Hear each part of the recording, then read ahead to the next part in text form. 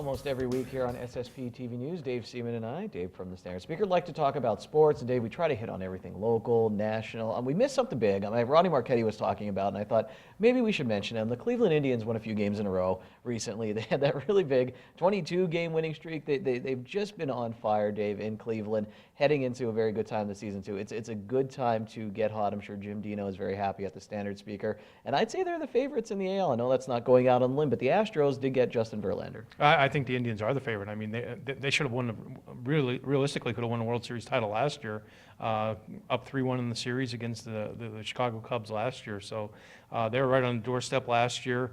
They just carried that momentum into this season. And don't forget, last year they had a lot of pitchers that were injured too, that weren't part of that run last year.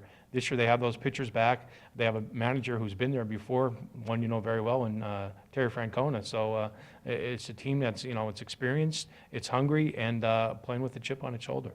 We'll see what happens there. And Dave, Joe Maddon, the Chicago Cubs, slow start to the season this year, but there was a column on CSN Chicago by Patrick Mooney, basically talking about how Maddon will have the last laugh this season, saying how Maddon stayed calm through it all, and how Maddon said he really had to stay consistent with his team, even in the face of adversity. Dave, whenever you talk about recruits from our area or athletes from our area, you mentioned like a blue collar, maybe kind of chip on their shoulder. Joe Maddon seems, I don't want to say chip on shoulder, but maybe it seems like he uses his background in Hazleton, his background of really having to scratch and claw every inch to get to where he is today as a benefit to him now at the highest level. Yeah, there's no doubt about it, and that rubs off on his players too. His players, there are a lot of high draft picks in that Chicago Cubs roster right now, but they don't take anything for granted, especially after the slow start this season.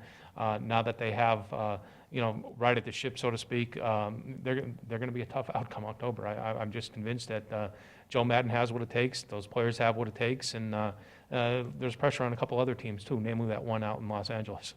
Good old Dodgers. Dave, let's move to local high school football. Tamaqua and North Schuylkill both 4-0 right now. And Dave, they both remind me of Penn State a little bit. If other teams are going to stop the run, they'll just pass the ball on you. Tamaqua will start their Schuylkill League Division I play this week against Blue Mountain, and both of those teams will play in Week 9. Hazleton area got a big win against Abington Heights. Look good doing so, too. There's no doubt about it. It's been a while since the Cougars have been able to beat Abington Heights, and they did so convincingly. The offense was clicking. And this week against Wallenpaupack, the Cougars have an opportunity to get above 500 this late in the season for who knows how long, maybe 2009, certainly since Mike Brennan's been there. So Cougars are playing for a lot. I think they're still soured a little bit by what happened against Williamsport. It's been their motivational thing right now going forward. And Dave, MMI volleyball, you covered the game. They played Hazleton area. You mentioned earlier on Dave Day about how they're taking down these bigger teams. They beat the Lady Cougars in a very, very good game. It was close. It was. The match was very, very competitive. This final score, no way indicative of how close the match was. There were 25-21, I believe, and then 25-22, 28-26, whatever. They were all close games. Lady Preppers, with their experience at the end, were able to come up with the clutch points. A lot of big servers on that team.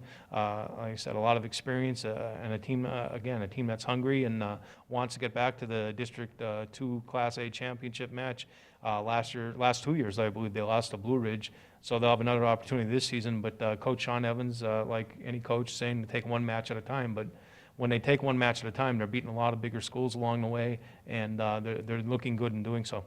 Dave, I was wondering if we could finish up with a little preview of your Hall of Fame induction speech this year. Dave will be inducted to the Hazleton Area Sports Hall of Fame. You don't have to do that, but it's going to be a big night for you and for other athletes and for the Hazleton area. Yeah, it is. It always is a big night, and to be part of that is definitely very special. Be a lot of emotions going on, I will say that. It's a big night, 250, 300 people in the audience, and for people in the Hazleton area, that really love their sports and everything. If you have an opportunity to go to one of these banquets, it's not just because I'm being inducted, because anybody.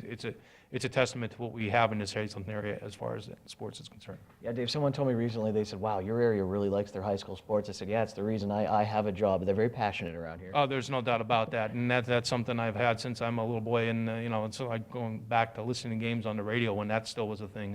There'd just be sometimes doubleheaders on, and a lot of teams made playoffs at that time, and to go to those games was exciting, and it left a lasting impression on me, and here I am today. Hazleton Area Sports Hall of Famer Dave Seaman and me, Ken Carr, hanging out here on Dave Day. See you again next week, Dave.